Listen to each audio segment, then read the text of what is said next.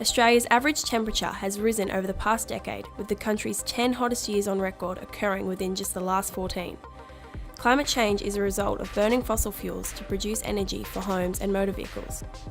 However, the majority of greenhouse emissions are created by the industrial sector and the mining industry.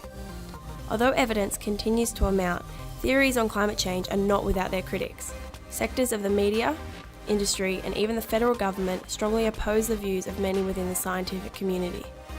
If you look at the News Limited press and you look at the shock jocks that are on some radio stations in Sydney and Melbourne, it's as if global warming doesn't exist. It's a figment of everyone's imagination. Despite criticisms and resistance from the mining sector, the Australian government introduced a carbon tax in 2012. The tax requires large businesses with high emissions to purchase emission permits, with the hope of reducing emission by at least 5% by 2020. The 2013 election of the Liberal government brought about a change in political attitudes towards climate change. Prime Minister Tony Abbott plans to abolish the government's climate change department and draft legislation to repeal the carbon tax.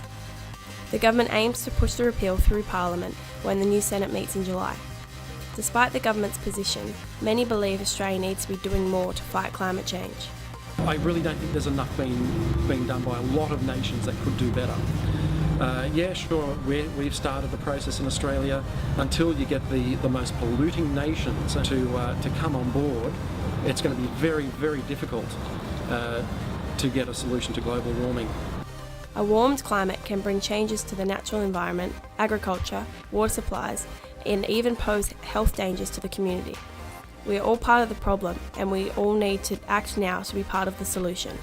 I think it's something really important, particularly for young people, because we are the ones that are going to face the consequences. It's our generation that is going to be dealing with these issues in the not so distant future, so it's pretty important that we're thinking about it and working on it now. The dangers of climate change must be addressed if Australia is to maintain the quality of life we have grown accustomed to.